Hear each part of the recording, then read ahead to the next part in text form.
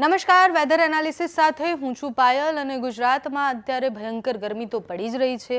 વચ્ચે અમુક જગ્યાએ વેસ્ટર્ન ડિસ્ટર્બન્સને કારણે અને જે સર્ક્યુલેશન સિસ્ટમ બની હતી એના કારણે વરસાદની આગાહી કરવામાં આવી હતી। ગુજરાતના અમુક વિસ્તારોમાં છૂટોછવાયો વરસાદ પડ્યો પણ ખરી, પણ હવે ફરી એકવાર ગુજરાતમાં ખૂબ વધારે ગરમી પડવાની છે। ગરમીનો પારો એ નોર્મલ કરતાં પણ 2-3 ડિગ્રી વધારે વધી જવાનો છે। હવામાન વિભાગે આગાહી અને ચેતવણી બંને કરી છે। પહેલા વિંડીથી સમજીએ કે કેટલી ગરમી વધવાની સંભાવના છે। દિવસની શરૂઆત જ 30-32 ડિગ્રીથી થતી હોય તો તમે વિચારો કે બપોર પડતા સુધીમાં એ સ્થિતિ શું થશે। 10 વાગ્યા સુધીમાં તો અમદાવાદ અને એની આસપાસના વિસ્તારો બપોર સુધીમાં 42 ડિગ્રી થઈ જશે।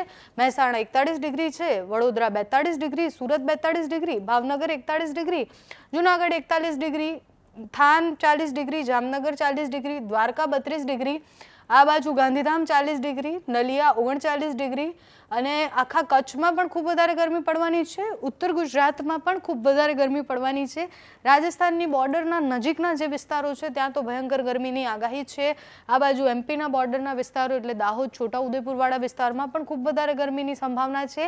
એટલે પારો 41-42 ડિગ્રી સુધી પહોંચવાની સામાન્ય સંભાવના છે, એનાથી પણ વધારે ગરમી વધી શકે છે। લૂવાળા પવન ફૂંકાવાની સંભાવનાઓ પણ છે। 22 તારીખની આ સ્થિતિ છે। 5 દિવસ સુધી સતત આવી ગરમી પડવાની છે।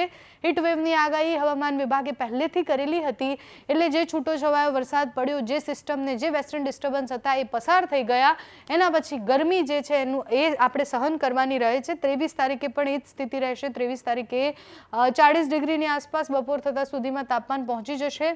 1 વાગ્યા સુધીમાં તો 42-43 ડિગ્રી અમદાવાદ, વડોદરા જેવા વિસ્તારમાં, સુરતમાં બધી જગ્યાએ 44 ડિગ્રી, 43-44 ડિગ્રી સુધી તાપમાન પહોંચવાની સંભાવનાઓ છે।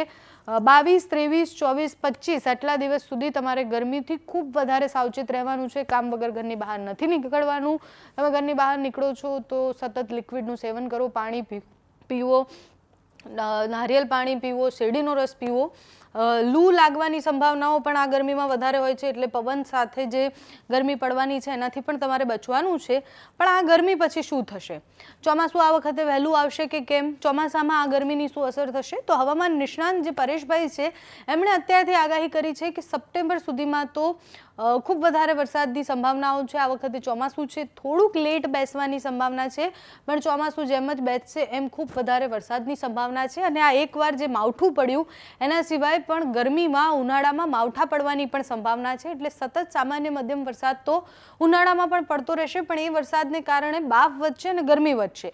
ખેડૂતોના પાકને નુકસાન થશે, એટલે ખેડૂતોએ પણ એનાથી બચવાનું છે। કેરીના મોર ને એ બધાને તો ઓલરેડી બહુ જ તકલીફો આવી ગઈ છે, ખેડૂતો ઓલરેડી નુકસાનમાં છે ઘણા બધા, એટલે એનાથી તમારે ખૂબ વધારે બચવાનું છે। 26 તારીખ સુધી એ સ્થિતિ રહેવાની છે। હવામાન વિભાગે અત્યારે તો કોઈ જગ્યાએ ચેતવણી નથી આપી, પણ મહત્તમ તાપમાન જે હોય છે ખૂબ વધારે વધી ગયું છે। મહત્તમ તાપમાન એ 40-42 ડિગ્રી સુધી પહોંચી જાય એ બપોર થતાં સુધીમાં, એટલે ખૂબ ભયાનક ગરમી હોય છે। આગામી 5 દિવસ સુધી આવી જ ગરમી પડવાની છે।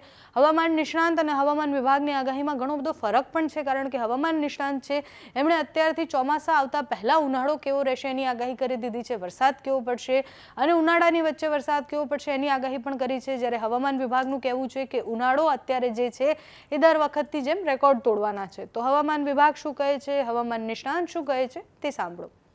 22 अप्रैल से लेकर 24 अप्रैल तक उष्ण एवं आर्द्र पवन के कारण असहज स्थिति का होने का संभावना है। और पवन का दिशा जो है अभी पश्चिम से उत्तर पश्चिम है। अहमदाबाद और आसपास क्षेत्रों के लिए जो पूर्वानुमान है इसमें क्लियर स्काई रहने का पूर्वानुमान है, और जो उच्चतम तापमान है 41 डिग्री सेंटीग्रेड के आसपास रहने